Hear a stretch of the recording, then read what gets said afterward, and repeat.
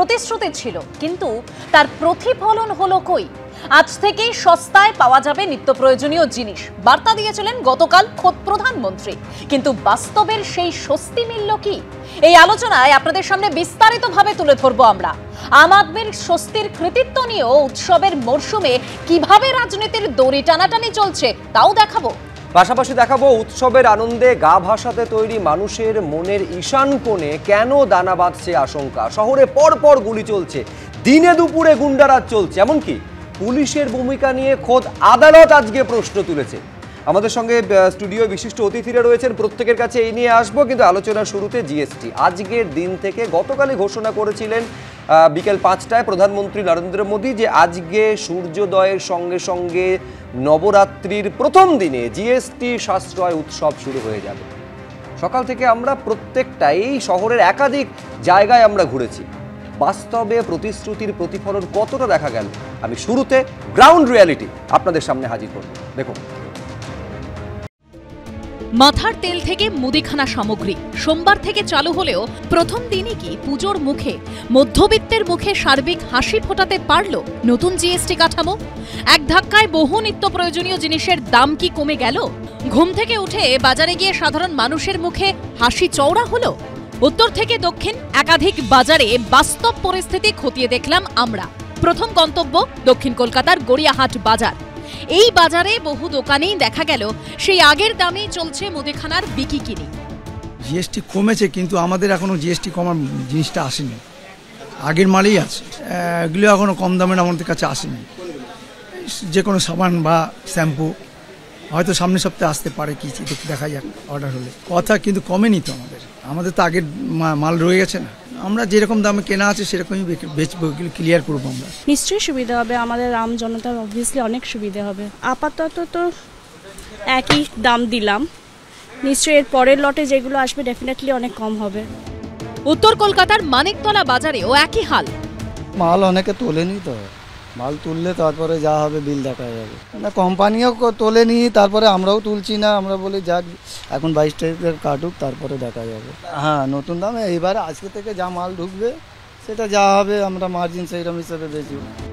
GST কাঠামোয় বড়সড় রদবদলের জেরে সোমবার থেকে কনডেন্সড মিল্ক, মাখন, ঘি, তেল, চিজ সহ দুগ্ধজাত পণ্যের উপর জিএসটি 12% থেকে কমিয়ে 5% করা হয়েছে। কিন্তু বাস্তবে কি দাম কমলো সব জায়গায়? এবার এখনো কিছু খবর পাইনি, আমরা পেলে আমরা ঠিক কমিয়ে দেবো। এখনো আমাদের জিএসটি কোনো আসেনি, এখনো কোম্পানি থেকে কোনো খবর দেয়নি। এবার যবে থেকে কমবে তখন যবে থেকে আমাদের তো কমাতে হবে। না, এই মুহূর্তে কিছু কমে না, এরকম কোনো আমরা এখনো শুনি না। জিএসটিতে যেটা কমবে, যে আমাদের জিএসটি হলো, জিএসটিতে যে কমবে ওটা বলেছে, কিন্তু এই মুহূর্তে কোনো জিনিসেরই কিছু কোনো কোম্পানিও বলে না যে এই জিনিসটার দাম কমবে বা কমে আসবে। নতুন জিএসটি কাঠামোয় বিভিন্ন নামে পাওয়া যায় এমন ভারতীয় রুটি, চাপাটি, পিৎজার উপর সমস্ত জিএসটি প্রত্যাহার করা হয়। এখন তো সবই রুটির তো দাম তো হচ্ছে কোম্পানি করেই দিয়েছে, প্রিন্ট করে দিয়েছে, এক্সপায়ারি ডেট করে দিয়েছে, সব করে দিয়েছে। এখনের মতো আমাদের কাছে কিছু নেই। দাম কমলে বা বাড়লে ওরা হচ্ছে কাগজ পাঠিয়ে দেয় বা হচ্ছে প্রিন্ট কমিয়ে দেয়, ওসব কিছুই বলেনি এখনো পর্যন্ত। যেটা দাম ছিল প্লেন 32 আর 34 দু রকম, আর স্লাইড 32, 36 যেমন ছিল আর কি, এখনো কমেনি। গত কয়েক বছরে যে হারে জিনিসপত্রের দাম বেড়েছে তাতে সাধারণ মানুষের নাভিশ্বাস ওঠার মতো অবস্থা। আয় এক, কিন্তু খরচ বেড়েই চলেছে। এই পরিস্থিতিতে নিত্য প্রয়োজনীয় জিনিসের দাম এক ধাক্কায় অনেকটাই কমে গেল। কিছুটা হলেও স্বস্তি পাবে সাধারণ মানুষ। জিএসটি কমার ফলে সেই বহু কাঙ্ক্ষিত সুরাহা কি সর্বস্তরের সাধারণ মানুষের কাছে পৌঁছবে? সুদীপ্ত আচার্যর রিপোর্ট, এবিপি আনন্দ, কলকাতা। জিএসটির 4টে স্ল্যাব ছিল, আমরা প্রত্যেকেই জানি, 5, 12, 18 এবং 28। তার মধ্যে থেকে 12 আর 28টা উঠিয়ে দেওয়া হয়েছে। 5 আর 18 রয়েছে, 40% জিএসটির নতুন একটা স্ল্যাব অ্যাড করা হয়েছে। কিন্তু আমরা কি দেখলাম যে প্রধানমন্ত্রী নরেন্দ্র মোদী তিনি গতকাল একদম বলে দিয়েছিলেন যে আজ থেকে সস্তায় মানুষ একদম নিত্য প্রয়োজনীয় জিনিস পাবে। অর্থাৎ আপনি আশা করেছিলাম যে আজকে আমাদের পকেটে টাকাটা থাকবে, অর্থাৎ সেই অতিরিক্ত টাকাটা আমরা রাখতে পারবো, জমাতে পারবো। আমি তরুণজ্যোতির কাছে যাব। তরুণজ্যোতি, তাহলে সেটা হলো না কেন? কারণ গ্রাউন্ড রিয়েলিটির সেই প্রতিবেদন আমরা তুলে ধরলাম, কোথাও তো সেটা হয়নি। এই লক্ষ লক্ষ যে খুচরো দোকান, সেখানে প্রপার ইনফরমেশন গেল না কেন? ফার্স্ট থিং যে রেট কমেছে, জিএসটি কমেছে, সেই বিষয়ে কোনো সন্দেহ নেই। যাদের পুরনো জিনিসপত্রগুলো আছে, আগের দামে যেগুলো আছে, তারা সেই দামে ছাড়ছে। এর মধ্যে অবাক হওয়ার কিছু নেই, রকেট সায়েন্সও কিছু নেই। প্রত্যেক সময় এটাই হয়। নিউ প্রিন্ট যখন আসবে সেক্ষেত্রে নিউ হিসাবে নেওয়া উচিত। কিন্তু তারপরেও বেশ কিছু ব্যবসায়ী আছে যারা ম্যানুফ্যাকচারার, তারা কিন্তু এই ক্ষেত্রে মানে না। আমরা দেখেছি যখন দাম বাড়ে, ট্যাক্স বাড়ে, প্রিন্ট যাই হোক, বর্ধিত মূল্য এই দোকানদারগুলো নিয়ে থাকে, অদ্ভুতভাবে নিয়ে থাকে, নিজের পকেটে ঢোকায়। কিন্তু যখন কমে তখন এরা মানে না। আর জিএসটি নিয়ে কথা হচ্ছে, দেখো অনেক মমতা বন্দ্যোপাধ্যায়, পশ্চিমবঙ্গ সরকার অনেক কৃতিত্ব নিচ্ছে। প্রথমে তো আমি ধন্যবাদ জানাই কেন্দ্র সরকার, বিশেষ করে নরেন্দ্র মোদী মহাশয়কে নতুন জিএসটি আনার জন্য। তৃণমূল কংগ্রেস কৃতিত্ব নিচ্ছে, তাদের জন্যই হয়েছে। তা আমি আমাদের মাননীয় মুখ্যমন্ত্রী, রাজনৈতিক বিরোধ থাকতে পারে, তিনি আমারও মুখ্যমন্ত্রী, আমার মুখ্যমন্ত্রীকে আমি অনুরোধ করব, তার চিঠিতে তো সব হয়, একটা চিঠি লিখুক না যে পেট্রোল ডিজেলের দাম, পেট্রোল ডিজেলটাও জিএসটির মধ্যে আসুক, তাহলে দামটা কমবে। ভাগ্য ভালো আমার রাজ্যটা গুজরাট হয়ে যায়নি। গুজরাট হলে আজকে পশ্চিমবঙ্গের মানুষ 94 টাকা 29 পয়সা পেট্রোল কিন্তু। ভাগ্য ভালো আমার রাজ্যটা মানে উত্তরপ্রদেশ হয়ে যায়নি। উত্তরপ্রদেশ হলে 95 টাকা 77 পয়সায় পেট্রোল কিন্তু পশ্চিমবঙ্গে কিন্তু হচ্ছে 105 টাকা 41 পয়সা। ভাগ্য ভালো এগুলো। আর ট্যাক্স রেভলিউশনের কথা বলে আমি ডেটা দিয়ে বলি কতগুলো। ফার্স্ট থিং, পশ্চিমবঙ্গে 2004 থেকে 14 যে সরকারের পার্ট মমতা বন্দ্যোপাধ্যায় ছিলেন, মানে সরকারে না, মন্ত্রিসভায় ছিলেন, সেই সময় পশ্চিমবঙ্গ 1,35,195 কোটি টাকা পেয়েছিল। 2014 থেকে 25 পর্যন্ত 5,24,333 কোটি টাকা পেয়েছে ট্যাক্স রেভলিউশনের। সে টাকা, করের টাকা, সেই টাকাগুলো গেল কোথায়? টাকাগুলো কোথায় খরচ হলো? গ্রান্টিন এড যদি বলি, ওই পিরিয়ডে গ্রান্টিন এড পেয়েছিল 75,149 কোটি টাকা। 14 থেকে 25 পেয়েছে 3,02,689 কোটি টাকা। এই টাকাগুলো যায় কোথায়? ওয়েস্ট বেঙ্গল যদি স্পেশাল অ্যাসিস্ট্যান্স যদি বলি, 21-এ 630 কোটি, 22-এ 933 কোটি, 23-এ 3,656 কোটি, 24-এ 5,016 কোটি, 25-এ 10,305 কোটি টাকা। এই টাকাগুলোর করদাতার টাকা, তোমার আমার সাধারণ মানুষ যারা শেষ করে দাও তাদের টাকা। তাই টাকাগুলো কি হয় জানো তো? করদাতার টাকাগুলো। বেশ, আমি বলছি একটা প্রশ্নের উত্তরে গুচ্ছ প্রশ্ন তুললো, সে তুলতেই পারে, তার প্রশ্নের মধ্যে যুক্তি থাকতে পারে, আমার তা নিয়ে বক্তব্য নেই। বক্তব্য হচ্ছে মূল প্রশ্নের উত্তরটা কি সচেতনভাবে তরুণজ্যোতি এড়িয়ে গেল কিনা আমি জানি না। তার কারণ একেবারে গতকাল প্রধানমন্ত্রী স্পষ্ট বলেছিলেন যে আজকের দিনে, মানে আজকে এই নবরাত্রির প্রথম দিনে সূর্যোদয়ের সঙ্গে সঙ্গে একেবারে জিএসটি কার্যকর হয়ে যাবে। 99%, 99% নিত্য প্রয়োজনীয় জিনিসের জিএসটি এক ধাক্কায় 5% নেমে যাচ্ছে, ফলে সাধারণ মানুষের অনেক সুরাহা হবে।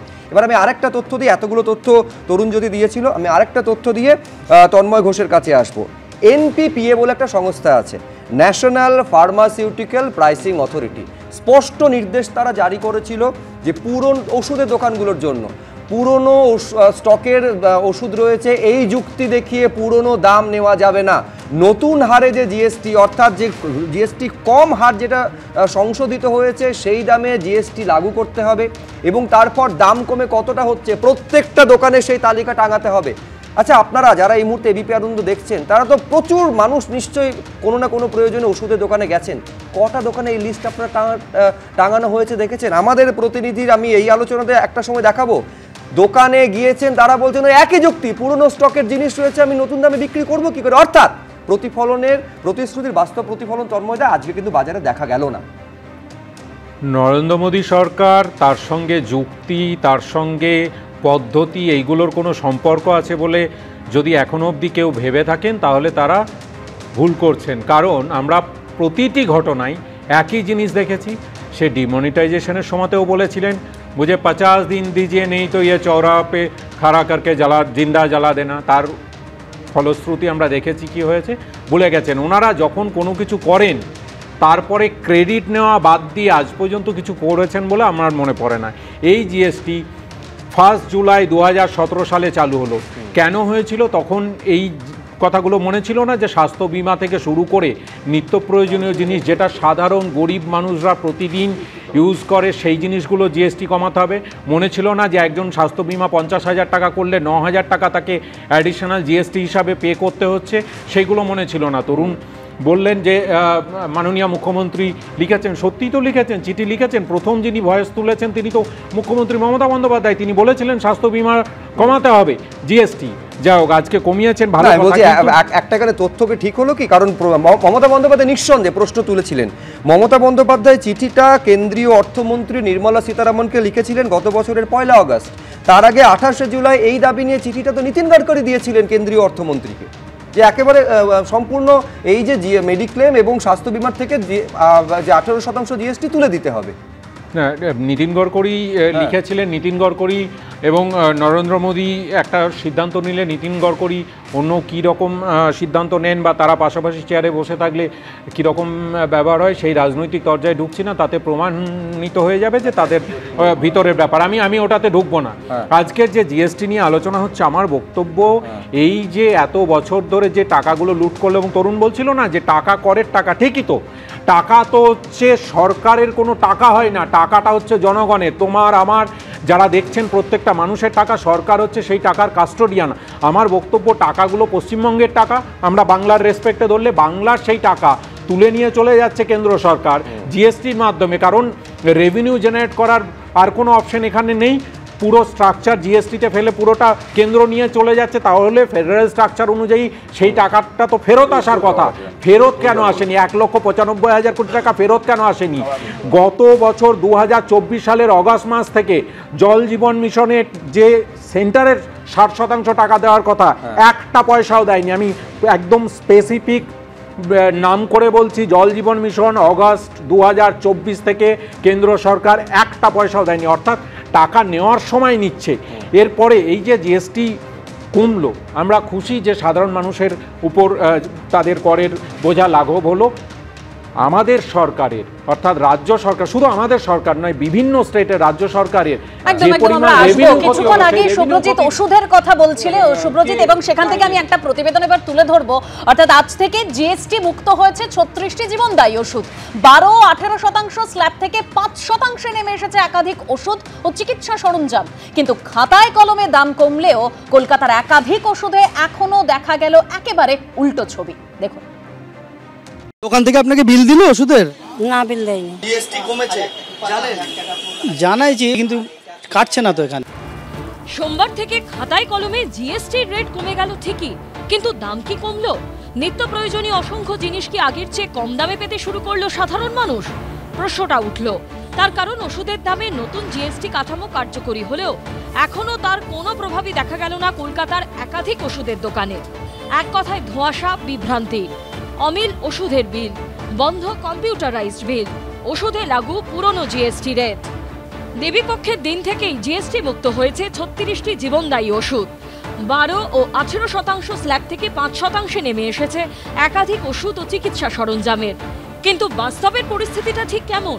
ওষুধের জ্বালায় নাজেহাল সাধারণ মানুষের ঠিক কতটা সুরাহা হলো এতে? খোঁজ নিতে শহরের আনাচে কানাচে ঘুরল এবিপি আনন্দ। এলগিন রোডের এই ওষুধের দোকানে গিয়ে দেখা গেল ক্রেতাদের একাংশের অভিযোগ এখনো পুরনো জিএসটির হারেই ওষুধ বিক্রি চলছে। কোনো কোনো ক্ষেত্রে দেওয়া হচ্ছে না কম্পিউটারাইজড বিলও। সংশয় কাটছে না, জটিলতা কাটছে না।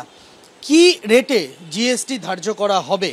যেহেতু নতুন স্টক আসেনি, পুরনো স্টকে কত শতাংশ জিএসটি দিয়ে মাল বেচতে হবে, এই বিষয়টা অনেকেই জানেন না, অনেক ওষুধের দোকানেই। তাই সকাল থেকে এইভাবেই হাতে লেখা বিল ক্যালকুলেটারে হিসেব নিকেশ করে যে ছাড়ে, যত শতাংশ ছাড়ে যারা মাল বেচেন তারা সেই হিসাব কষে যারা ক্রেতারা আছেন তাদেরকে ওষুধ দিচ্ছেন। জিএসটি কমেছে জানেন?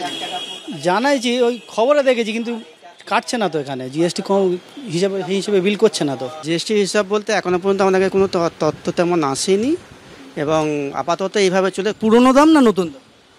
পুরনো যে দামে মাল তো সেইভাবেই আছে, আমরা তো কোনো নতুন কিছু মাল তুলিনি। এসএসকে মেডিকেল কলেজ হাসপাতালের সামনের একাধিক ওষুধের দোকানেও কার্যত একই পরিস্থিতি। ক্রেতাদের একাংশের অভিযোগ, হরিশ মুখার্জি রোডের উপরে থাকা এখানকার একাধিক ওষুধের দোকান থেকে এখনো পুরনো জিএসটির হারেই কিনতে হচ্ছে ওষুধ। আমাদের কাছে তো সেরকম এখনো কোনো সার্কুলার আসেনি। এখন আমরা অ্যাজ ইউজুয়াল যেরকম বিল করছি। হ্যাঁ, বিল তো দিতেই হবে, ওই পুরনো রেটে। ক্রেতাদের আরো অভিযোগ, পুরনো রেটে ওষুধ কেনা তো বটেই, এমনকি কেনা বেচার রসিদটুকুও মিলছে না কখনো কখনো। দোকান থেকে আপনাকে বিল দিল ওষুধের? না, বিল দেয়নি। কত দাম নিয়েছে? 138। কলেজ স্ট্রিটের একাধিক ওষুধের দোকানেও একই অবস্থা। কম্পিউটার প্রিন্টারটা এখনো চালু হয়নি, কারণ সফটওয়্যারটা আপডেট হচ্ছে বলে। তো আজকে আপডেট হয়ে গেল, আজ রাত থেকে বা কাল থেকে সফটওয়্যার মেশিনও চালু হয়ে যাবে, কোনো অসুবিধা নেই। যেভাবে নর্মাল আইটেমে ক্যালকুলেট হয় সেভাবেই ক্যালকুলেট হবে। এটা যখন কালকে আমরা মেশিনে তুলবো তখন নতুন চলে আসবে। আমরা বিল সিস্টেম যেরকম বিল দেয়, বিল দিই সেরকম। নতুন কিছু তো এখন আমরা জানি না, সেই জন্য যা আছে সেরকম যেরকম চালাতাম সেরকমভাবেই দিচ্ছি। আচ্ছা, কিন্তু জিএসটির যে বদল হয়েছে? হ্যাঁ, বদল হয়েছে, আজকেই তো জানতে পারলাম, আজকেই তো খুললাম। যদিও যেগুলো ওষুধের চেন সেখানে সোমবার থেকেই কার্যকর হয়েছে নতুন জিএসটি। গত রবিবারই ওষুধ প্রস্তুতকারী সংস্থা, স্টকিস্ট, ডিস্ট্রিবিউটর ও খুচরো বিক্রেতাদের জন্য নতুন নির্দেশিকা জারি করেছে জাতীয় ফার্মাসিউটিক্যালস প্রাইসিং অথরিটি বা এনপিপিএ। সেখানে স্পষ্ট বলা হয়েছে, সোমবার থেকে পুরনো স্টকের অজুহাতে ওষুধ এবং চিকিৎসা সরঞ্জাম বিক্রি করা যাবে না। পুরনো ওষুধে নতুন জিএসটি অনুযায়ী ক্রেতাদের থেকে দাম নিতে হবে। ক্রেতাদের সুবিধার্থে নতুন দামের তালিকা টাঙিয়ে রাখতে হবে দোকানে। কিন্তু তারপরও শহরের বিভিন্ন প্রান্তে নতুন দাম নিয়ে বিভ্রান্তি হলো কেন? আজকে কালকে নিয়ে সব জোন কমিটিতে মিটিং হচ্ছে। এক্সপেক্টেড মেজরিটি মেম্বার এটায় প্রস্তুত, এবং সফটওয়্যার যাদের আছে, কম্পিউটার আছে, তাদের চেঞ্জিং হচ্ছে। আর যাতে সফটওয়্যার যাদের নেই রিটেল বন্ধুদের, তাদের যাতে অসুবিধে না হয়, আমরা একটা স্টিকার দিয়ে দিচ্ছি যে এমআরপিটা কত পার্সেন্টেজ কমছে এই স্ট্যাটাসে, সেটা আমরা প্রত্যেক দোকানে টাঙিয়ে রাখবে, ম্যানুয়ালি যাতে তারা হিসেব করে বেচে, সেই নির্দেশ দেওয়া হয়েছে। মূল প্রশ্ন হলো, সাধারণ মানুষ কি কম দামে ওষুধ পাবে? আগের থেকে খরচ কমবে? হলে কবে? সন্দীপ সরকারের রিপোর্ট, এবিপি আনন্দ, কলকাতা। বিশ্বনাথ দা, বেশি ওষুধের দামে জর্জরিত সাধারণ মানুষ তারা আজকে ভেবেছিলেন যে অন্তত আজকে গিয়ে ছবিটা উল্টো হবে, কম দামে তারা ওষুধ পাবেন, কিন্তু সেটা তারা পেলেন না। ওষুধ ব্যবসায়ীরা তারা বলছেন যে এখনো পর্যন্ত সার্কুলার এসে পৌঁছয়নি। এদিকে 22 তারিখ থেকে নতুন জিএসটির হার কার্যকর হওয়ার কথা। এই বিভ্রান্তিটা হবে কেন? মানে রাজনীতিবিদরা দাবি দ্রুততার সাথে করেন এবং জনগণকে বোঝানোর চেষ্টা করেন ইমিডিয়েটলি আমরা এফেক্ট দিচ্ছি। এটা দেশের প্রধানমন্ত্রী, রাজ্যের মুখ্যমন্ত্রী, তুমি যেই দিকেই তাকাবে সেখানেই তুমি দেখবে যে ইমিডিয়েটলি যেন হয়ে গেল, কিন্তু তারা লজিস্টিক সাপোর্টটা ছাড়াই ইমিডিয়েটলি মানুষের মধ্যে প্রভাব তৈরি করবার জন্য বলেন যে এই চালু হয়ে গেল, এখন থেকে আপনারা সুরাহা পাবেন। এটা নরেন্দ্র মোদী বছরকে বছর করেছেন, রাজ্যের মুখ্যমন্ত্রীও বারবার করেছেন। আমি একটা উদাহরণ দিচ্ছি, 2017 সালে জিএসটি যখন চালু হলো, পরিকাঠামো ছাড়াই, সফটওয়্যারের আপগ্রেডেশন ছাড়াই জিএসটি চালু হলো এবং ত্রাহি রব মানুষ মানে ওই সফটওয়্যার নিয়ে কাজ করতে পারছে না, ঠিক মতন ট্যাক্স জমা দিতে পারছে না, কিছুদিন ভ্যাট চললো, পাশাপাশি উপযুক্ত পরিকাঠামো ছাড়াই নরেন্দ্র মোদী চালু করে দিলেন। জিএসটিটা বুঝতেই তো কতদিন সময় লেগে গেছে একেবারে। আবার একইভাবে আমি তোমায় বলবো, জিএসটির হার একটা ব্যাপক পরিবর্তন হয়েছে যাতে মানুষের লাভ হবে।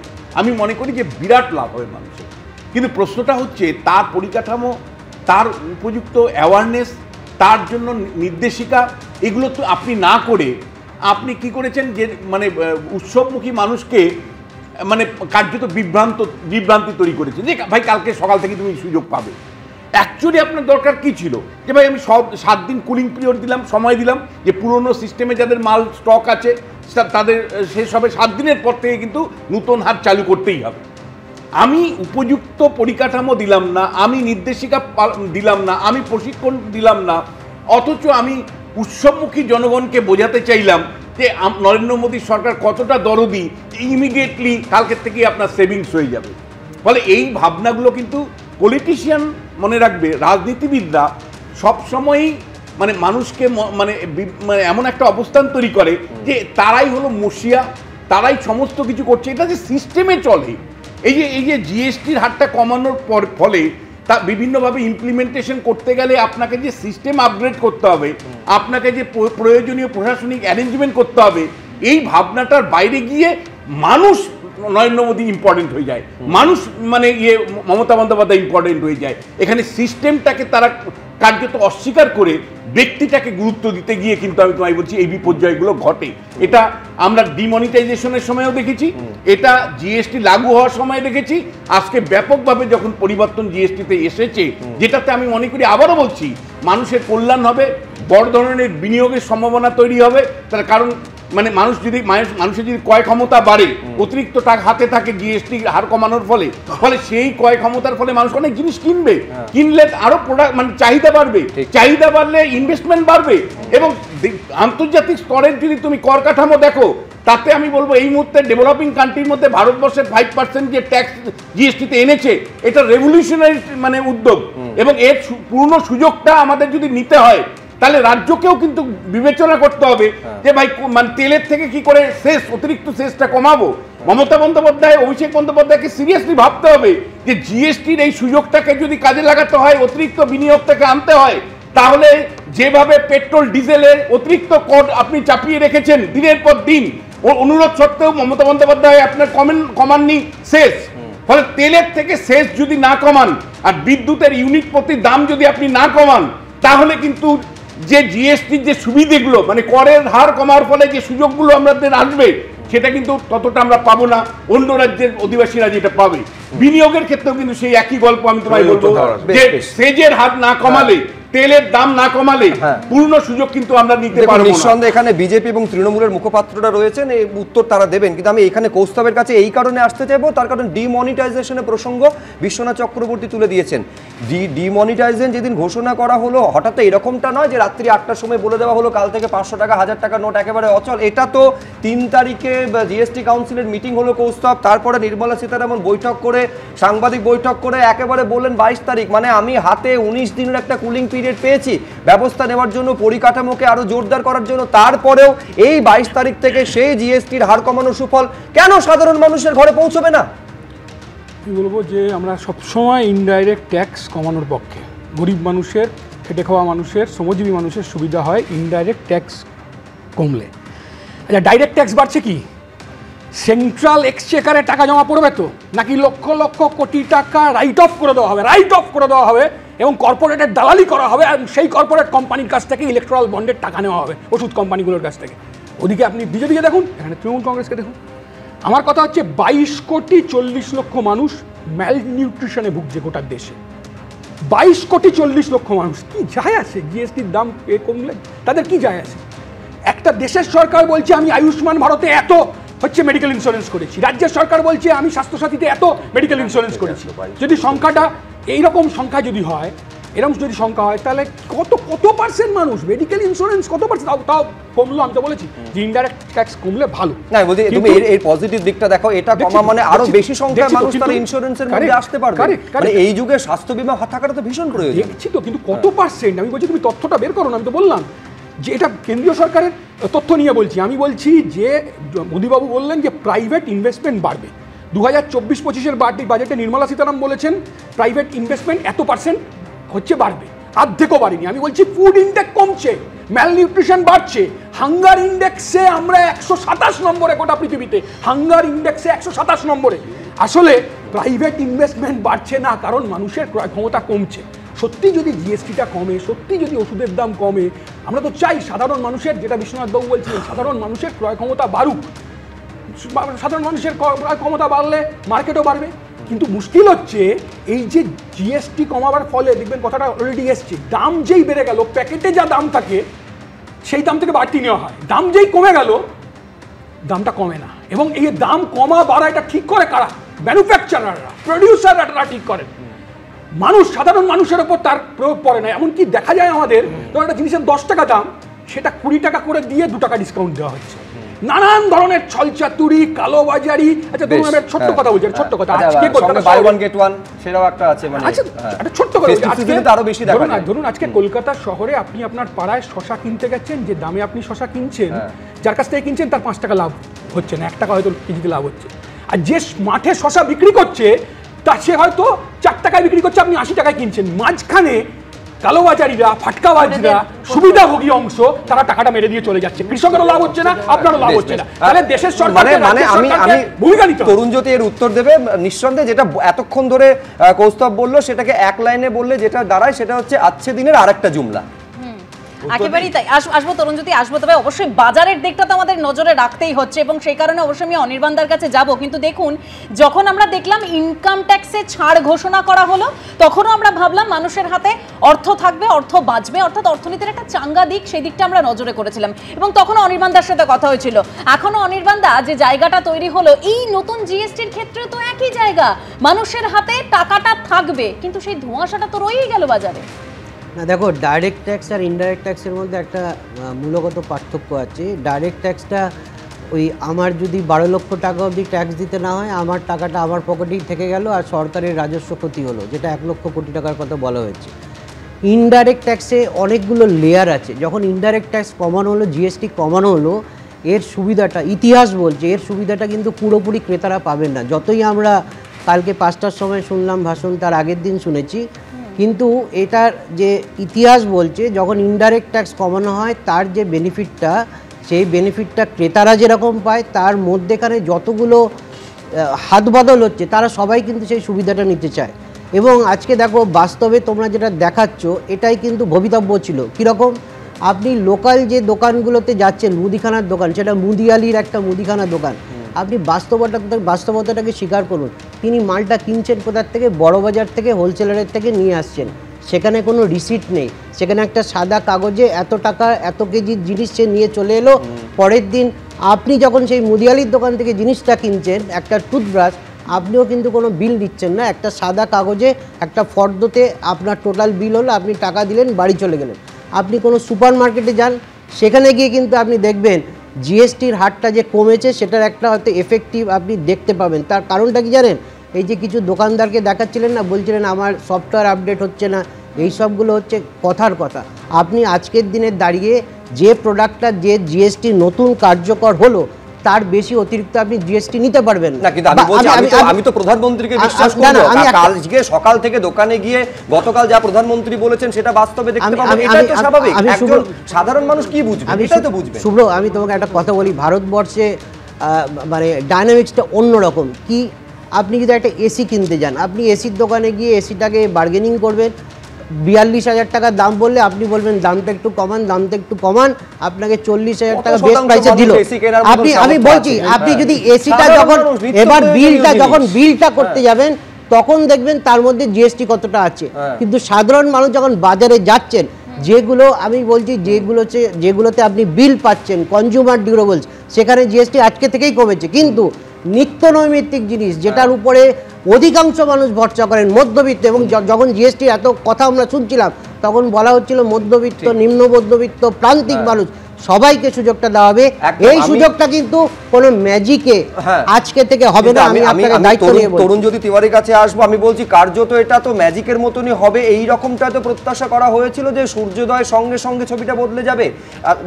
এসির কথা বলছেন, কত এই যে যখন প্রধানমন্ত্রী বলছেন যে 99% নিত্য প্রয়োজনীয় জিনিসের দাম কাল থেকে কমে যাবে, তার মধ্যে নিশ্চয়ই যারা এসি কিনতে পারবেন সেই মানুষদের নিশ্চয়ই ধরা হয়নি। তার কারণ 99% নিত্য প্রয়োজনীয় জিনিস অত্যন্ত দরিদ্র, নিম্ন মধ্যবিত্ত মানুষ সেই কথাটা ভাবেন। প্রশ্ন হচ্ছে, প্রতিশ্রুতির বাস্তব প্রতিফলন না হলে প্রশ্ন তো সাধারণ মানুষের মনে জাগবে যে তাহলে যেটা বললেন প্রধানমন্ত্রী সকাল থেকে যেটা হওয়ার কথা ছিল সেটা হলো না। আচ্ছা, অনেক কটা প্রশ্ন আসলো, আমি কয়েকটা জিনিস বলে দেবো, ওটা উত্তর দিচ্ছি। ফার্স্ট থিং, জিএসটি যারা মনে করছে 2017 তো ম্যাজিকের মতো হয়ে গেল, তারা হয় ইতিহাস ভুলে গেছে, নয়তো জানে না, নয়তো ইচ্ছা করে ইগনোর করছে। অটল বিহারী বাজপেয়ী ড্রিম প্রজেক্ট ছিল। জিএসটি কাউন্সিল যখন তৈরি হলো, তার হেড কে ছিল মনে আছে নামটা? অসীম দাশগুপ্ত, এমআইটির একজন ছাত্র, তাকে রাখা হয়েছিল। He was the person for the framework. বহু তারপর মানে এনডিএ সরকার চলে গেল, ইউপিএ সরকার আসলো, বহু বছর কাজ চলো না, 2014 থেকে আবার শুরু হলো। তখন তার হেড কে ছিল? মিস্টার অমিত মিত্র। তন্মদা হয়তো জানে না, ভুলে গেছে, তখন তন্মদা তৃণমূলের সাথে ছিলেন না, অমিত মিত্র সাহেব ছিলেন। অমিত, এই যে এটা কেন এসছে, ওটা কেন এসছে, এগুলো অমিত মিত্র তো এখনও আছেন, তাকে গিয়ে জিজ্ঞেস করুন কেন এসছে। থার্ড হচ্ছে, তারপর ultimately Arun Jaitley G, he took the responsibility, and এটা আলটিমেটলি আসলো। জিএসটির যেগুলো প্রথম যখন আসলো, বললো হট করে হবে না, বলা হয়েছিল ভ্যাট, যাদের ভ্যাট আছে আপাতত কয়েকদিন ভ্যাট দিয়ে চলবে। তখন বেঙ্গলে কী হতো তোমাদের মনে আছে? অনেক দোকান, বিশেষ করে ওষুধের দোকান, আমি ওষুধের কথা বলছি কারণ মধ্যবিত্ত বেশি কানেক্ট করবে, নিম্ন মধ্যবিত্ত বেশি কানেক্ট করবে, পাড়ার ওষুধের দোকানগুলো মনে করবেন না বন্ধ ছিল। কেন বন্ধ ছিল জানেন? তাদের ভ্যাট রেজিস্ট্রেশনটাও ছিল না। যে ভ্যাট বলে আপনাদের কাছ থেকে বিলটা নিত, সেটাও জালি হতো। সেটাও জালি হতো, ট্যাক্সের টাকা নিজের পকেটে ঢোকাতো, সরকারের খাতায় যেত না। ট্যাক্স সিম্পলিফাইড হলো, জিএসটি আসলো, তার বেনিফিট প্রত্যেকটা জায়গায় পালো। আজকে দোকানগুলো তোমায় বলছি যে কোথাও তুমি আসছো, এনপি তুমি এনপি এপি বললে, এনপিও ডিপিসিও, ডিপিসি মানে drug purchase control order, DPCO order issue করে বলে দিয়েছিল তুমি নিতে বাধ্য, তাও নিল না। কেন? এরা যে আজকে অতিরিক্ত যে জিএসটি যেটা কালেক্ট করছে সেটা তো জমা হবে না, জমা করতে পারবে না, কোথায় যাবে? তুমি বলো না পাড়ার মুদির দোকানে প্রবলেমটা কি হচ্ছে? পাড়ার মুদির দোকান 2000 টাকার কেন, 20 টাকার কেন, 50 টাকার কেন, 500 টাকার কেন, বা বেশি কেন, পুজোর মরশুম সবাই একটু বেশি জিনিসপত্র কেনাকাটি করবে। পাড়ার দোকান থেকে লাস্ট বিলটা কবে পেয়েছেন আপনারা? পাড়ার দোকান থেকে লাস্ট বিল এক্স্যাক্টলি বিলটা কবে নিয়েছেন? সাদা কাগজে যে বিলটা নিয়ে চলে আসে, তার ফলে কার লস হয়? মাঝখানে যারা থাকে তাদের লস হয়। আজকে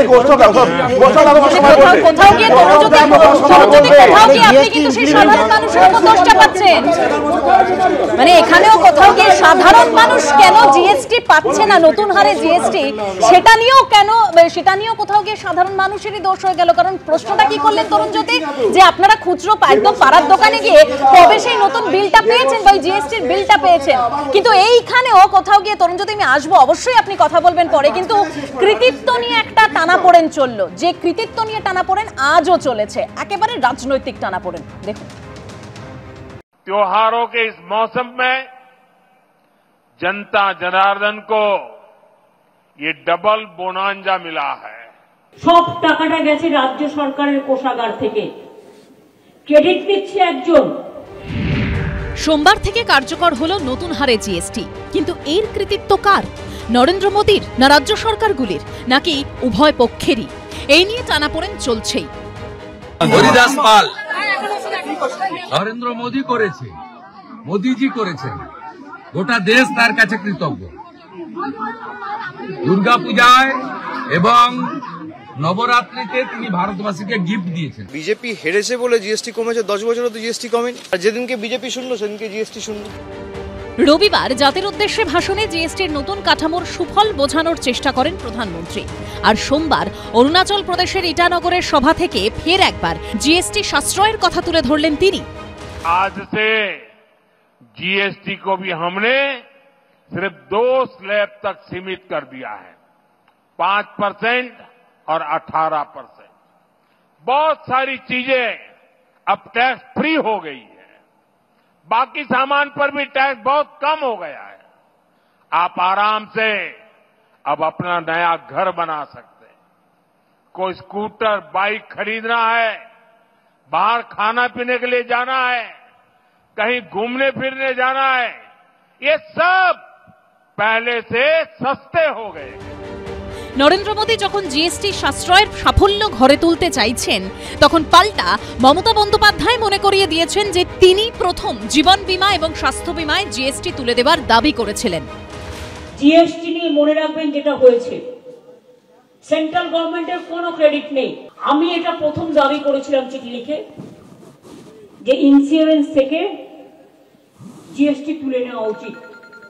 কারণ আপনারা দেখেছেন আগে জিরেতে জিএসটি ছিল, ডিএতে নয়। আর আত্মনির্ভরতার কথা বলছেন, টাকাটা দেবেন তো, কিন্তু এর জন্য দিল্লির সরকারের কোনো কৃতিত্ব নেই বা কোনো পার্টির কোনো কৃতিত্ব নেই, এটার জন্য রাজ্য সরকারের টাকা গেছে। ডাবল ইঞ্জিন সরকার তো টাকা পাবে ঘুরিয়ে, কিন্তু এটার জন্য কোনো কম্পেনসেশন দেওয়া হয়নি। এটা আপাত দৃষ্টিতে জিএসটির হার কমলেও তাতে লোকের সুবিধা হওয়ার কথা, কিন্তু ভালো করে খেয়াল করলে দেখবেন ওষুধের দাম 10% বাড়িয়ে দেওয়াটা অ্যালাউড, সব জিনিসগুলোর দাম বাড়ানো হলো, তারপরে আমি জিএসটি কমালাম। ঘরে ধরে আমার লাভ হলো না লস হলো? ঘরে ধরে লাভ হলো না মানুষের, যতটুকু লাভ ওইটুকুই ভালো। জিএসটি খুব কার্যকরী হলো এটা এখনই বলার সময় হয়নি। কয়েক মাস বাদে বিহারে বিধানসভা ভোট, তারপর বছর ঘুরলেই পশ্চিমবঙ্গে হাই ভোল্টেজ বিধানসভা নির্বাচন। তার আগে জিএসটি কমানোর কৃতিত্ব কার তা নিয়ে জোর লড়াই চলছে। কিন্তু এরই মধ্যে মূল প্রশ্ন হলো, সর্বস্তরের সাধারণ মানুষের জীবনে জিএসটি কমার সুফল পৌঁছবে তো? নিত্য প্রয়োজনীয় জিনিসের দাম এক ঝটকায় এতটাই কমবে তো যে সাধারণ মানুষের মুখে হাসি ফোটে? সুরাহা শুধু রাজনীতিবিদদের ভাষণেই আটকে থাকবে না তো? মানুষ তা চাক্ষুষও করতে পারবে তো? আশাবুল হোসেন, বিটন চক্রবর্তী ও কৃষ্ণেন্দু অধিকারীর রিপোর্ট, এবিপি আনন্দ। নিঃসন্দেহে তন্ময়দার কাছে এই প্রশ্নটা থাকবে যে কৃতিত্ব কার, তা নিয়ে কার্যত যে দড়ি টানাটানি চলছে কেন্দ্রের নাকি রাজ্যের, তার কারণ কি সামনে 26-এর ভোট? আমি এই কথাটাই বলবো। একজন বললেন যে প্রধানমন্ত্রী যখন বলেছেন তখন তো সেটা ভরসা করারই যোগ্য। ব্যাপারটা বোধহয় ঠিক উল্টো, প্রধানমন্ত্রী বলেছেন মানেই সেটা ভরসাযোগ্য নয়।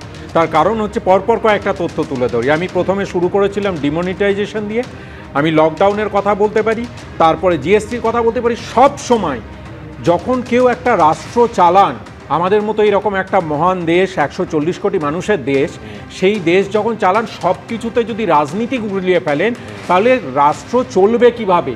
উনি সব সময় রাষ্ট্রের আগে সব সময় রাজনীতিকে গুরুত্ব দিয়েছেন। একটা ঘোষণা, লকডাউন, কাল থেকে লকডাউন হয়ে গেল, কতগুলো পরিযায়ী শ্রমিক রাস্তায় মারা গেল, তার উত্তর কেউ দিল না। হঠাৎ করে বলল আজকে থেকে টাকা মানে সব কালো টাকা উড়ে যাবে,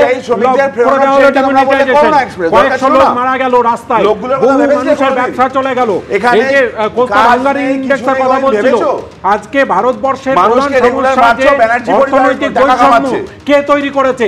এই নরেন্দ্র মোদী তৈরি করেছেন। কারণ দেশ চালাতে গেলে শুধুমাত্র জুমলা দিয়ে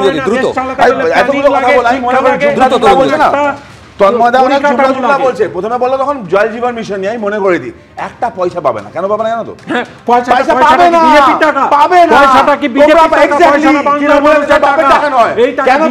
ইউনিয়ন গভর্নমেন্ট চালায়, এটা জমিদারির রাজত্ব নয় যে তারা মনে করে তাদের টাকা। তরুণ জ্যোতি শেষ করে হচ্ছে নিয়ম। এখন নিয়ম যেটা হয়েছে ম্যাচিং গ্রান্ট 60-40, যেখানে রেশিও তোমার 60% সেন্ট্রাল দিচ্ছে, স্টেট যদি 40% দেয়, 100% হলে তবেই টাকাটা তুলতে পারবে। রাজ্য সরকার 40% দেবে না, টাকাটা পাবে না। টাকাটা তৃণমূল নেতার বাবার টাকা নয়। অগাস্ট 2024 থেকে রাজ্য সরকার 40% জল জীবন মিশনের টাকা দিয়েছে, তারপরেও টাকা পায়নি। রাগ করছো কেন? বলছি রাজ্য সরকারের ইবি আছে তো, যারা দেখার জন্য থাকে, তারা কি খালি ঘুষ খাওয়ার জন্য থাকে? না, তাদের কোনো কাজ নেই। বলছি তো, তথ্য দিচ্ছি, তুমি চেক করো না, চেক করো। আসলে তোমরা চুরি আর কত জায়গায় করবে দাদা? তোমাদের উন্নয়ন মানে ব্যানার্জি পরিবারের উন্নয়ন। আমি বিশ্বনাথ চক্রবর্তীর কাছে আসবো। আমি শুধু একটা কথা মনে করাবো, সেটা হচ্ছে নিঃসন্দেহে জিএসটি কার্যকর হওয়ার পর তার সুফল প্রত্যেকের কাছে পেলে অত্যন্ত ভালো খবর, সে নিয়ে কোনো সংশয় নেই। কিন্তু প্রশ্ন থাকবে যে জিএসটি কাউন্সিলে বিশ্বনাথ দা এই সর্বসম্মতিটা তৈরি হলো, ঐক্যমতটা তৈরি হলো, সেখানে কোনো রাজ্য, আমাদের রাজ্য কি পেট্রোল ডিজেলের প্রসঙ্গটা কেউ তুলেছেন? এই পেট্রোল ডিজেল যদি জিএসটির আওতায় আনতো, মানে এর থেকে ভালো দিন আর কিছু হতো না। 2014, 2022, 2024 রাজ্য সরকার একেবারে দেখো, মানে বছরকে বছর এই প্রশ্নটা কিন্তু মানে যারা অর্থনীতিবিদ থেকে শুরু করে গুরুত্বপূর্ণ ব্যক্তিরা কিন্তু তুলেছেন, এবং শিল্পমহল থেকে তোলা হয়েছে যে জিএসটির আন্ডারে কেন পেট্রোল ডিজেল বা মানে তেল আসবে না। খুব পরিষ্কার করে বলতে গেলে যে দুটো কেন্দ্র বা রাজ্য, দুটো সরকারই কিন্তু দান খয়রাতি যেটাকে করছে বা ভাতাজীবী তৈরি করছে বা ভোটের রাজনীতি করছে, সেটা কিন্তু এই মানে জিএসটির মধ্যে না আনার জন্যই। অর্থাৎ তারা তেলে সেচ বসিয়ে একদিকে নরেন্দ্র মোদী টাকা তুলছে, আরেকদিকে মমতা বন্দ্যোপাধ্যায়ের টাকা তুলছে। ফলে জিএসটি কাউন্সিলের আলোচনার মধ্যে এনে যে মানে পেট্রোল ডিজেল যে জিএসটির আওতায় আনবে বা জিএসটি কাউন্সিলের আওতায় আনবে, এটা তারা আনছে না। কেবলমাত্র যে রাজনীতিটা নরেন্দ্র মোদী মানে রাজ্যে মমতা বন্দ্যোপাধ্যায় করছে, সেইখানে কিন্তু তুমি দেখো একটা সাযুজ্য আছে, তাদের মধ্যে মিল আছে। মমতা বন্দ্যোপাধ্যায়ও কিন্তু একবারের জন্য বলেন না যে ভাই জিএসটি কাউন্সিল কেন মানে মানে কেন পেট্রোল ডিজেল কেন জিএসটি কাউন্সিল নরেন্দ্র মোদীও বলেন বোঝে না কে কি আনছে কে কি আনছে না। কিন্তু আমরা দেখেছিলাম স্বাধীনতা দিবসের দিন একেবারে নরেন্দ্র মোদী যেভাবে বলেছিলেন দিওয়ালিতে বড় উপহার দিতে চলেছেন, আমরা দেখলাম তার অনেক আগেই জিএসটির এই উপহার। কিন্তু সাধারণ মানুষ তো পেলেন না, তারা তো আর এত কিছু বোঝে না। কৌস্তব কারেক্ট, আমি বলছি যে অন্য কিছু অত কথার দরকার নেই। কথা হচ্ছে পেট্রোল ডিজেলে জিএসটি বসিয়ে দিলেই হয়, সমস্যার সমাধান হয়। 1 লিটার পেট্রোলে দাঁড়াও ভাই, একদম বাজে কথা। সবচেয়ে বড় জুমলা হচ্ছে ভারতবর্ষে এখন, সেটা হচ্ছে E20। আমি জানি না তোমরা জানো কি না, E20 এখন পেট্রোল পাম্পে গেলে দেখবে, নতুন বাইক কিনতে গেলে, নতুন গাড়ি কিনতে গেলে BS6, সেটা হচ্ছে E20 মানে 20% ইথানল, 80% হচ্ছে পেট্রোল। মোবাইলের মতো সিস্টেম করে দেওয়া হচ্ছে কর্পোরেটদের দালালি করতে করতে। এরপর তুমি পুরনো গাড়িতে আর মোদি বলছে E27 চালু করবো, জানুয়ারি মাসে E27 চালু হলে তুই পুরনো যে ভ্যারিয়েন্টের গাড়ি সেই গাড়িতে তেল ভরলে তার ইঞ্জিন হচ্ছে সিজ হয়ে যাবে, এবং তাতে 27% ইথানল কোম্পানির মালিককে, ইথানল কাদের কোন কোম্পানি থেকে নেওয়া হচ্ছে, চুপ করো বাজে কথা বলো। গডকরি ছেলেদের ব্যবসা, অমিত শাহ ছেলেদের ব্যবসা, থামো না। সুপ্রিম কোর্টে মামলা ইন্ডিয়ান আরে সুপ্রিম কোর্টে মামলা দেখলাম তো শেষ করে দাও। আফ্রিদির পাশে বসে আছে, আফ্রিদির পাশে বসে আছে, জানো তো জানো তো বড় বড় মাথা দিয়ে এটা রাজনৈতিক তুতু ম্যামের জায়গা থেকে অনেক উপরে সাধারণ মানুষের সুবিধা পাওয়া। কবে থেকে এই সুবিধাটা সাধারণ মানুষ পাবে অনির্বাণ দা, এইটা তো বড় প্রশ্ন।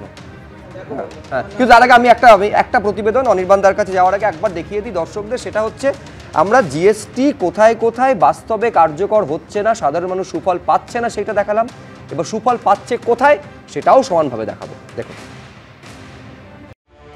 নিজের বাড়ি, নিজের গাড়ি, নিদেন পক্ষে একটা মোটর বাইক, এমন অনেক টুকরো স্বপ্ন নিয়েই বেঁচে মধ্যবিত্ত সম্প্রদায়। আর তারই মধ্যে জিএসটি কাঠামোয় বড় সড়ো রদবদলে মধ্যবিত্তের স্বপ্ন এখন কিছুটা হলেও আয়ত্তে।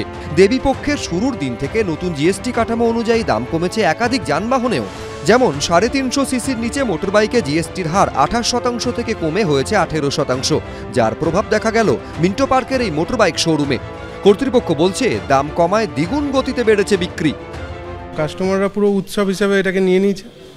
আমাদের প্রিভিয়াস বুকিংও চলছিল, যেহেতু কাস্টমাররা আগে থেকেই জানতো যে 22 তারিখ থেকে এরকম একটা হওয়ার ঘটনা আছে, তো কাস্টমাররা সবাই বুকিং চালু করে দিয়েছিল যে জিএসটি কমবে আর আমরা গাড়ি নেব, এবং ভালো অ্যামাউন্ট কমেছে। সবাই অপেক্ষা করছে গাড়ি একটা নেওয়ার জন্য। যখনই প্ল্যান করি একটা গাড়ি যতটা পাওয়া যায় ছাড় সবাইতে যায়, একটা বোনাস পুজোতে পাওয়া যায়, সে হিসেবে জিএসটি হিসেবে পেলাম। যানবাহনের পাশাপাশি এসি, টিভি, রেফ্রিজারেটরের মতো ইলেকট্রনিক্স পণ্যে কমেছে জিএসটির হার। 43 ইঞ্চি বা তার থেকে বড় মাপের টিভির ক্ষেত্রে জিএসটির হার 28% থেকে কমে হয়েছে 18%, যার ফলে পুজোর আগে ছাড়ের মেলা। বেসিক্যালি সবচেয়ে বড় বেনিফিট হচ্ছে সেটা যে এসিতে কমছে, টিভিতে কমছে। কালকের ডেটের থেকে আজকের ডেটে এসির ভ্যালু মোটামুটি আপনার যে কোনো কোম্পানি, ধরুন এই এসিটার দাম ছিল 67,000 টাকা, এর ওপর 7.81% ক্যালকুলেশন মাইনাস হবে, মোটামুটি আপনার চলে আসবে এসিটার দাম 60,000 টাকার কাছাকাছি। ইলেকট্রনিক্স কিংবা যানবাহনের ক্ষেত্রে দাম কমলেও নতুন জিএসটি কাঠামোতে মিষ্টিজাত দ্রব্যে কোনো পরিবর্তন হয়নি, যদিও ক্যান্ড জাতীয় মিষ্টির দাম কিছুটা কমেছে পুজোর আবহে, যার প্রভাব দেখা গেল ভবানীপুরে বলরাম মল্লিক অ্যান্ড রাধারমন মল্লিক মিষ্টির দোকানে। এখানে সাদা রসগোল্লার ক্যানের দাম 280 টাকা থেকে কমে হয়েছে 263 টাকা, গুড়ের রসগোল্লার ক্যানের দাম 320 টাকা থেকে কমে হয়েছে 300 টাকা।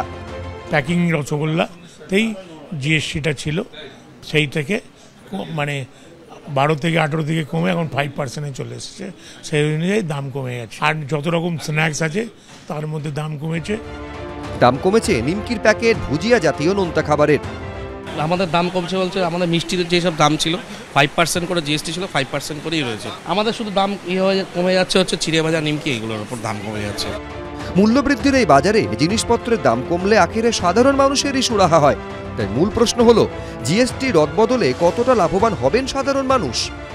স্টেটগুলোর বেশি ক্ষতি হবে সেন্টারের তুলনায়। কেন? তার কারণ হলো সেন্টারের ডিরেক্ট ট্যাক্স কালেক্ট করার ক্ষমতা আছে, ইনকাম ট্যাক্স, কর্পোরেট ট্যাক্স ইত্যাদি, যেটা স্টেটগুলোর নেই। মধ্যবর্গের কাছে দুটোই, ইনকাম ট্যাক্স রিলিফের একটা টাকা কম, মানে ইনকাম ট্যাক্স না দিয়ে হাতে একটা টাকা বচত হবে, আর দ্বিতীয়ত হচ্ছে এই যে জিনিসগুলো নিত্য প্রয়োজনীয় দ্রব্য কেনে সেগুলোতে কম দিতে হবে, তাতে হাতে কিছু টাকা থাকবে। এই প্রসেস চললে আরও 25 কোটি লোককে যদি আমরা পভার্টি লেভেলের ওপরে আনতে পারি, সেটা আমাদের দেশের পক্ষে ভালো হবে। যদিও জিএসটি চালুর দিনই ধাক্কা খেয়েছে শেয়ার বাজার। সূত্রের খবর, 466 পয়েন্ট কমে সেন্সেক্স থেমেছে 82,159, অন্যদিকে নিফটি কমেছে 124 পয়েন্ট। তবে এদিনই রেকর্ড দামে পৌঁছেছে সোনা। অল ইন্ডিয়া সার্ফা অ্যাসোসিয়েশনের তথ্য বলছে, দিল্লিতে সোনার দাম প্রতি 10 গ্রামে 1,14,000 টাকা থেকে বেড়ে হয়েছে 1,16,200 টাকা। সুদীপ্ত আচার্য, এবিপি আনন্দ, কলকাতা। অনির্বাণ, এখন প্রশ্ন একটাই, সাধারণ মানুষ যেটা ভেবেছিলেন যে নিত্য প্রয়োজনীয় জিনিসের দাম কমবে, তারা কম দামে জিনিস পাবেন, সেটা হবে কবে, সুরাহা কবে মিলবে? এবং সাধারণ মানুষ জানতেন যে এরকম একটা সমস্যা হবে, ক্রেতা এবং বিক্রেতার মধ্যে দ্বন্দ্ব বাড়বে এবং সেখানে গণতন্ত্রের চতুর্থ স্তম্ভ তোমরা যেরকম দেখাচ্ছ সেরকম যদি আরও দেখাও, এটা আমার মনে হয় প্রশাসনের দৃষ্টি আকর্ষণ করবে। আমি তো চাইছি প্রশাসনেরও এই বাজার নিয়ন্ত্রক সংস্থা আছে, এনফোর্সমেন্ট ব্রাঞ্চ আছে, তারা যাক, তারা গিয়ে এইগুলো দোকানদারদেরকে আমি বলবো তাদের ট্রেড অ্যাসোসিয়েশন আছে, তাদের কাছে দৃষ্টি আকর্ষণ করতে হবে। দেখো, সিমলেস অপারেশন হবে না যে আজকের থেকে এটা তৈরি হয়ে যাবে, কাল থেকে এটা শুরু হয়ে যাবে, কিন্তু এটা যত তাড়াতাড়ি যদি এটাকে এই যারা বিক্রেতা আছে তারা যদি এটাকে দীর্ঘায়িত করতে চান, তার মানে হচ্ছে তাদের পকেটে তারা বেশি টাকা ঢোকাতে চাইছেন, এটা বাস্তব। এবং আপনাকে আমি একটা কথা বলছি, 15ই আগস্টে এটা অ্যানাউন্সমেন্ট হলো, 19 দিনের মাথায় জিএসটি কাউন্সিলের মিটিং হলো, 55টা কাউন্সিল মিটিংয়ে প্রত্যেক দিনের আগে ভিতরে বাকবিতণ্ডা চলে, কিন্তু আপনি দেখলেন 56তম কাউন্সিল মিটিংয়ে 19 দিনের মাথায় সবাই মেনে নিল জিএসটির হার 5% আর 18%।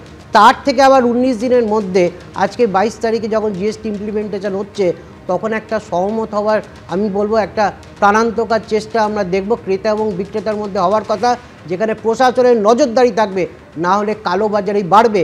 এবং আমি যেটা বলছিলাম, ইতিহাস বলছি, ইনডাইরেক্ট ট্যাক্স যখন কমানো হয় তখন তার বেনিফিট সর্ব অংশে ক্রেতাদের কাছে যায় না, তার কিছুটা অংশ বিক্রেতারা তারা নিতে চান এবং সেখানে সরকারের দৃষ্টি থাকা উচিত। কিন্তু অল্টারনেটিভ কী আছে?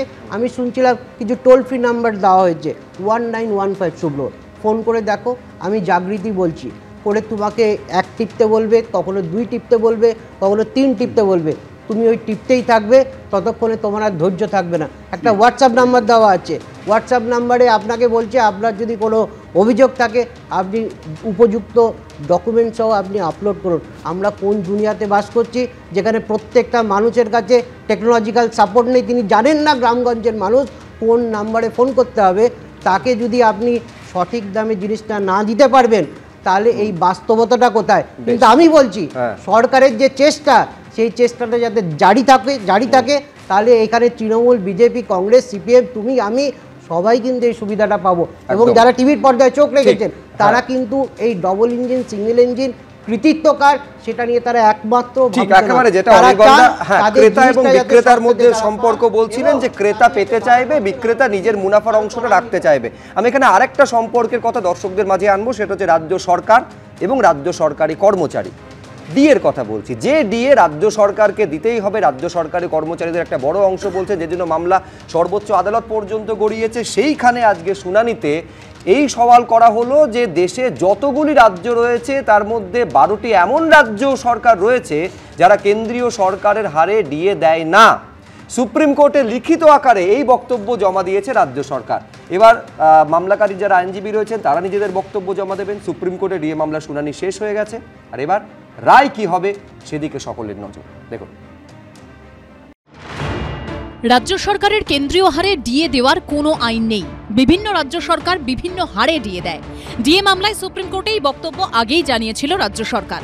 সোমবার সর্বোচ্চ আদালতে বিচারপতি সঞ্জয় করল এবং প্রশান্ত কুমার মিশ্রর বেঞ্চে কার্যত সেই অবস্থানের পক্ষেই লিখিত বক্তব্য জমা দিলেন রাজ্য সরকারের আইনজীবী কপিল সিব্বল। তাতে তৃণমূল সরকারের তরফে বলা হয়েছে, ভারতে বর্তমানে যতগুলি রাজ্য রয়েছে তার মধ্যে 12টি এমন রাজ্য সরকার রয়েছে যারা কেন্দ্রীয় সরকারের হারে ডিএ দেয় না। এমনকি ডিএ দেওয়া নিয়ে কেন্দ্রীয় সরকারের যে গাইডলাইন রয়েছে তা মেনেও চলে না এই রাজ্যগুলি। আমরা সেন্ট্রাল গভর্নমেন্টের হারে ডিএ চাইছি না, আমরা ডিএ চাইছি অল ইন্ডিয়া কনজিউমার প্রাইস ইন্ডেক্সের সঙ্গে সাযুজ্য রেখে। তার কারণ রোপা রুল 2009-এ নির্দিষ্টভাবে বলা আছে যে ডিএ দিতে হবে এআইসিপিআই অনুযায়ী। সেন্ট্রাল গভর্নমেন্টের হারেও আমরা ডিএ চাইছি না, আমরা অন্য কোনো স্টেট গভর্নমেন্টের হারেও চাইছি না। যেমন কিছু স্টেট দেয় না, এটা যেমন সত্য কথা, আবার কিছু স্টেট দেয়। আমাদের রাজ্যের এমপ্লয়ীদের জন্য যে আইন বলবৎ রয়েছে সেই আইনে বলা আছে ডিএ দিতে হবে এআইসিপিআই অনুযায়ী। ইতিমধ্যে 8ই সেপ্টেম্বর সুপ্রিম কোর্টে ডিএ মামলার শুনানি শেষ হয়েছে। আপাতত রায়দান স্থগিত রেখেছে সর্বোচ্চ আদালত। পাশাপাশি রাজ্য সরকার এবং রাজ্য সরকারি কর্মচারীদের 3 সপ্তাহের মধ্যে তাদের লিখিত বক্তব্য জমা দিতে বলেছিল আদালত। সেই নির্দেশ মেনেই এদিন নিজেদের অবস্থান লিখিত আকারে জমা দিল রাজ্য সরকার। সুপ্রিম কোর্টের সামনে রাজ্য সরকার নানা রকম ভ্রণিতা করছে, চালাকির আশ্রয় নিচ্ছে। কোন কোন কর্মচারী সংগঠন কেন্দ্রীয় হারে ডিএ চেয়েছে? কেউ তো চায়নি। যেটুকু বকেয়া সেটুকুই আপনি দিচ্ছেন না, আবার বড় বড় কথা বলছেন। অতএব আমরা মনে করি রাজ্য সরকার যে হারে ডিএ বকেয়া আছে সেই বকেয়া ডিএটা আগে পরিশোধ করুক, তারপরে বড় বড় কথা বলবে। 16ই মে রাজ্য সরকারি কর্মচারীদের বকেয়া ডিএর 25% মেটানোর অন্তর্বর্তী নির্দেশ দিয়েছিল সুপ্রিম কোর্ট। সেদিন সওয়াল জবাবে রাজ্য সরকারের তরফে প্রবল আপত্তি জানিয়ে বলা হয়, বকেয়া ডিএ মেটাতে গেলে বিপুল পরিমাণ টাকার প্রয়োজন হবে, রাজ্য সরকারের কোমর ভেঙে যাবে। এরপর সুপ্রিম কোর্টের অন্তর্বর্তীকালীন নির্দেশে বলা হয় 2009 সালের 1 জুলাই থেকে 2015-র 31 ডিসেম্বর পর্যন্ত বকেয়া ডিএর 25% মেটাতে হবে রাজ্য সরকারকে। কিন্তু বকেয়া ডিএ মেটাতে আরও 6 মাস সময় চেয়ে সর্বোচ্চ আদালতে আবেদন করে রাজ্য সরকার। এই প্রেক্ষাপটে রাজ্য সরকার সুপ্রিম কোর্টে হলফনামায় জানালো, ভারতে বর্তমানে যতগুলি রাজ্য রয়েছে তার মধ্যে 12টি এমন রাজ্য সরকার রয়েছে যারা কেন্দ্রীয় সরকারের হারে ডিএ দেয় না। ডিএটা কি, ডিএটা অন্য রাজ্য কি দেয়, এখানে আবার পেনশন আছে, অনেক রাজ্য পেনশন দেয় না।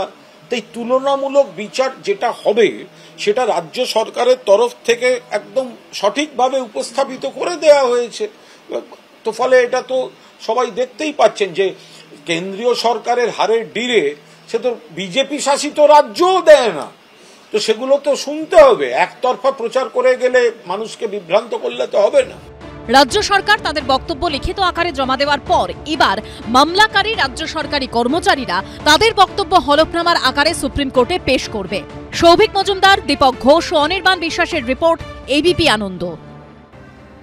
আমি বিশ্বনাথ চক্রবর্তীর কাছে আসব। অনেকে এইভাবে ব্যাখ্যা করছেন রাজ্য সরকারের আজকে সুপ্রিম কোর্টের সওয়ালকে এই রকম, এই একটা গ্লাস যার মধ্যে অর্ধেকটা জল আছে তার অর্থ অর্ধেকটা খালি। 12টা রাজ্য এইরকম রয়েছে যারা কেন্দ্রীয় হারে ডিএ দেয় না, তার মানে বাকি রাজ্যগুলো কেন্দ্রীয় হারে ডিএ দেয়, এইটা রাজ্য সরকার বোঝাতে চেয়েছে। আমি এইখানে বিশ্বনাথ দা আপনার প্রতিক্রিয়া নেওয়ার আগে দর্শকদের মনে করিয়ে দেবো, এর আগের শুনানিতে কিন্তু রাজ্যের তরফে এইটা বলা হয়েছিল যে কেন্দ্রীয় হারে রাজ্য সরকারকে ডিএ দিতে হবে, এই নির্দেশ যদি থাকে তাহলে সেটা সব রাজ্যের ক্ষেত্রে সমানভাবে যেন প্রযুক্ত হয়। আজকে রাজ্যের এই সওয়াল দেখো, 23টা রাজ্যে, তার মানে কি রাজ্য সরকারই, আমাদের পশ্চিমবাংলার তৃণমূল সরকারই বলছে যে 23টা রাজ্য বা কেন্দ্রশাসিত অঞ্চলে কেন্দ্রীয় হারে ডিএ দেওয়া হয়। তার মানে বেশিরভাগ রাজ্যেই কেন্দ্রীয় সরকারের হারে ডিএ দেওয়া হয়। প্রশ্নটা ওই জায়গাতে নয়, প্রশ্নটা হচ্ছে যে কোনো দ্রব্যমূল্যের দাম বাড়ছে, ফলে কনজিউমার প্রাইস যে ইন্ডেক্স সেই অনুযায়ী all India consumer price index অনুসারে মানে অন্ততপক্ষে কর্মীদেরকে বেতন দেয়। রাজ্য সরকার তো ধনুর্পণ যে ভাই সরকারি কর্মচারী যেন শত্রু, ঘেউ ঘেউ করবেন না, এবং তাদেরকে দিনের পর দিন দিয়ে বঞ্চিত করে রাখা হচ্ছে। তুমি তো একটা ঠান্ডা মাথায় ভাবো, যে মমতা বন্দ্যোপাধ্যায় দাবি করে যে আমরা অমুক শ্রীতে 1 নম্বর, তমুক শ্রীতে 2 নম্বর, তাহলে এগুলো তো আপনার সরকারি কর্মচারীরাই করছে। আপনি কেন এত নির্দয়? আপনার সরকারি কর্মচারীদের প্রতি আপনি সদয় হন না কেন? কেন? আমার প্রশ্ন হচ্ছে যে আপনার সরকারি কর্মচারী, এ তো বাইরের কোনো রাজ্যে এসে দিয়ে যাবে না। আপনার সরকারি কর্মচারীদের বিশ্বনাথ দা রাজ্যের যে প্রায় 100টার মতন প্রকল্পের কথা বলে থাকেন, সেই প্রকল্পগুলোকে বাস্তবায়িত এরাই তো করে, যারা করে, এবং যারা রাজ্য সরকারের মুখ উজ্জ্বল করে তাদেরকে আপনি বঞ্চিত দিনের পর দিন করতে পারেন না। আপনি মানে পুজোর জন্য 1 লক্ষ টাকা 10,000 টাকা বাড়াতে পারেন, আপনি মানে বিপুল পরিমাণে টাকা ক্লাবগুলোকে দিতে পারেন, আপনি নানা রকম খেলামেলায় টাকা দিতে পারেন, অথচ আপনি একমাত্র সরকারি কর্মচারীকে দিয়ে দেওয়ার প্রশ্নে যেন ধরুরপণ মমতা বন্দ্যোপাধ্যায়ের কোনো মতেই সরকারি বিশ্বনাথদা ঠিক সদিচ্ছা নিয়ে প্রশ্ন তুলে দিলেন, অর্থাৎ রাজ্য সরকারের তার কর্মচারীদের দিয়ে দেওয়ার সদিচ্ছা নিয়ে। তন্ময়, বিশ্বনাথদা যেভাবে কথা বললেন তাতে মনে হলো যে রাজ্যে শুধুমাত্র একটা সেকশনের মানুষই বসবাস করেন এবং রাজ্যের সরকার হিসাবে শুধু তাদের কথাই ভাবা উচিত। আমি প্রথমেই তার প্রতিবাদ করছি, এরকম নয়। শুধু না কর্মচারীদের কথা ভাববে, তেমনি বাকি মানুষদের কথা আপনি বলতে পারেন না, আপনি বলতে পারেন না যে বাকিরা যারা বাকিরা যে স্কিমগুলো পাচ্ছে তাদের কোনো দরকার নেই, এটা বলতে পারেন না, কেউ ভাববে না। পশ্চিমবঙ্গের সরকারই ভাববে। আপনাদের মনে রাখা উচিত, আপনাদের মনে রাখা উচিত, মনে রাখা উচিত বিশ্বনাথদা যে যখন কোভিড টাইম ছিল এই কেন্দ্রের সরকার ইনক্রিমেন্ট বন্ধ করে রেখেছিল, সেই সময় দাঁড়িয়ে পশ্চিমবঙ্গ সরকার কিন্তু বন্ধ করেনি। অতএব মানবিকতা নিয়ে বলবেন না। তুমি বিরোধী, শোনো তন্ময়, একটা জিনিস একটা শুনে নাও, এই মমতা বন্দ্যোপাধ্যায় বিরোধী থাকাকালীন বামফ্রন্ট সরকারের উপরে দোষারোপ করেছিলেন যে সরকার দিয়ে দিতে পারে না তার কোনো শাসন করার ক্ষমতা নেই। সেই মমতা বন্দ্যোপাধ্যায় আজকে উল্টো গাইছে কেন? উল্টো গাইছে যে মমতা বন্দ্যোপাধ্যায় সেই জায়গায় বলেছেন উল্টো গাইছে যে বামফ্রন্টের কোনো মানে অনৈতিক অধিকার নেই দিয়ে না দেওয়ার জন্য, আজকে তারা কেন সেই মমতা বন্দ্যোপাধ্যায় উল্টে যাচ্ছে? মমতা কেন বন্দ্যোপাধ্যায় 180 ডিগ্রি উল্টে যাচ্ছে? কেন ভিন্ন সুরে কথা বলছে? কেন কেউ কেউ বলছে না ভিন্ন সুরে কথা কেন বলছে? সরকারি কর্মচারীদের কেউ কেউ কুকুরের সাথে এটা আপনারা বলছেন, আপনারা ভুলভাবে ইন্টারপ্রেট করছেন। আমি বলছি না, আমি বলছি দিনের পর দিন সরকারি কর্মচারীদের দিয়ে প্রত্যেক মমতা বন্দ্যোপাধ্যায় বঞ্চনা করছেন। আমি বলছি রাজ্য প্রশ্নটা তো এইখানেই শেষ হয়ে যেত। রাজ্য সরকার যদি আদালতে দাঁড়িয়ে এই কথাটা বলতো আমরা একেবারে কেন্দ্রীয় হারে দিয়ে দিতে চাই, আমাদের একটু সময় দেওয়া হোক, একবারও তো সেই কথা রাজ্যের বলেনি যে প্রচুর আর্থিক বোঝা রয়েছে, কেন্দ্রীয় বঞ্চনা রয়েছে, এই অবস্থায় করা সম্ভব নয়, আমাদের দেওয়ার ইচ্ছে রয়েছে, একটু সময়। এইরকম তো কোনো কথা বা একটা অংশ যেটা দেওয়ার কথা বলা হয়েছে সেটা মিটিয়ে দেওয়ার জন্য সময় দেওয়া হোক না। কিন্তু রাজ্যের সরকার ধীরে ধীরে রাজ্য সরকার নিশ্চিতভাবে এটা বলেছে বিভিন্ন শুনানিতে যে আমরা দিয়ে দিতে চাই। এবার যে টাকাটা আসবে, বারবার একই কথা বলছি যে টাকাটা আসবে, আমার টাকা কেন্দ্রে চলে গেলে সেই টাকা যদি ফেরত না আসে তাহলে আমি 10 টাকা আমার পাওয়ার কথা, 5 টাকা পেলে তো 5 টাকা সব টাকা দিতে পারো, টাকা বাড়াতে পারো, টাকা বাড়াতে পারো, আর তুমি সরকারি বলতে দিতে হবে, বলতে দিতে হবে, দিনের পর দিন সরকারি কর্মচারীকে বঞ্চিত করে রাখবে, এটা হতে পারে না। আপনি আপনার সরকারি কর্মচারী এখানে কেউ নেই। আমি পশ্চিমবাংলার সব মানুষের স্বার্থের কথা বলছি, আপনি আপনার স্বার্থ দেখতেই পারেন। তুমি দিনের পর দিন বঞ্চিত করে রাখতে পারো না তোমার সরকারি কর্মচারীকে। এই সরকারি কর্মচারীকে বিহারের সরকার বলেনি যে দিয়ে দেবে না, আসামের সরকার এসে পুজোর কথা যেটা বলছেন তোমার সরকারকে, তোমার সরকারি দিয়ে দেবে, দিয়ে দিতে হবে, সরকারি দিয়ে দেবে। বেশ তন্ময় কমিশনাতে দুজনকে থামাচ্ছি। আমি তরুণ জ্যোতির কাছে যাব। তরুণ জ্যোতি, কোটি কোটি টাকা খরচ করে রাজ্য সরকার বিভিন্ন মামলা লড়ছে, সেটা হাইকোর্ট হোক বা সুপ্রিম কোর্ট, এই ডিএ দেওয়ার জন্য, মানে এই ডিএ আটকানোর জন্য মামলা লড়ছে। সেই টাকা দিয়ে তো রাজ্য কর্মচারী, সরকারি কর্মচারীগুলোকে ডিএ দেওয়া যেতে পারে। দেখো, আমি যে আগের বারও বললাম, এবারে বললাম, ভাগ্য ভালো আমার রাজ্যটা উত্তরপ্রদেশ বা গুজরাট হয়ে যায়নি। ভাগ্য ভালো, উত্তরপ্রদেশ বা গুজরাট হলে তো সরকারি কর্মচারীরা 55% হারে ডিএ পেতেন। আর ছেড়ে দিয়ে আসাম, অনেক পিছিয়ে পড়া রাজ্য, তারা 55%। বিহার, যাকে তাচ্ছিল্য করা হয়, সেখানকারও লোক 55% পায়। আমি তন্ময়দার কথা শুনছিলাম, তন্ময়দার কথা শুনে এটা বুঝলাম বিভিন্ন প্রকল্প চলে, তার জন্য ডিএ দেওয়া যায় না। এই ডিএর টাকাটা আছে না গ্রান্টিনেটের টাকা থেকে। এই সরকার পশ্চিমবঙ্গ 2004 থেকে 14 পর্যন্ত 75,000 কোটি টাকা গ্রান্টিনেট পেত। 14 থেকে 25 পর্যন্ত 3,02,000 গ্রান্টিনেট পায়। টাকাটা যায় কোথায়? আবার বলছি, যে সরকার ডিএ দিতে পারে না তার ক্ষমতা থাকার অধিকার নেই। আমি বলিনি, মমতা বন্দ্যোপাধ্যায় বলেছেন। সরকারি কর্মচারীদের বলেন ঘেউ ঘেউ করবেন না। আচ্ছা, ডিএ কোনো দয়ার দান নয়। ডিএ ওরা স্যাটে জিতেছে, ওরা ডিভিশন বেঞ্চে জিতেছে। ইনফ্যাক্ট সুপ্রিম কোর্টেও কন্টেম্প ফাইল হয়েছে একটা, 25% দেওয়ার কথা ছিল, দিতে পারেনি। রাজ্য সরকার কাকে টাকা দিতে পারে? পরিযায়ী শ্রমিক, তোমরা ফিরে আসো, একদম টাকা দেবো, ক্লাবকে টাকা দেবো, একে ভাতা দেবো, ওকে ভাতা দেবো, ওই শ্রী দেবো, সেই শ্রী দেবো। রোজগার হবে সেরকম কোনো ব্যবস্থা করবে না, শিল্প আনতে পারবে না, মানুষের জীবন জীবিকার মান উন্নত করতে পারবে না। আচ্ছা, সরকারি কর্মচারীদের মাইনে বাড়ে না, মুখ্যমন্ত্রী এবং তার মন্ত্রী পরিষদের মাইনে কত বেড়েছে, কত শতাংশ হারে বেড়েছে? একটা বিধায়কের স্যালারি কত বেড়েছে? রাজ্যের মন্ত্রীর মানে অনারেরিয়াম কত বেড়েছে? সরকারি কর্মচারীদের বাড়ে না কেন? মন্ত্রিসভাদের টাকা হতে পারে। আচ্ছা, ব্যানার্জি পরিবার ছেড়ে দাও, তারা তো কেউ সরকারি কর্মচারী নয়। ব্যানার্জি পরিবারের সম্পত্তি এত বৃদ্ধি হলো, পশ্চিমবঙ্গ সরকারের সরকারি কর্মচারীদের অবস্থা খারাপ হয় কেন?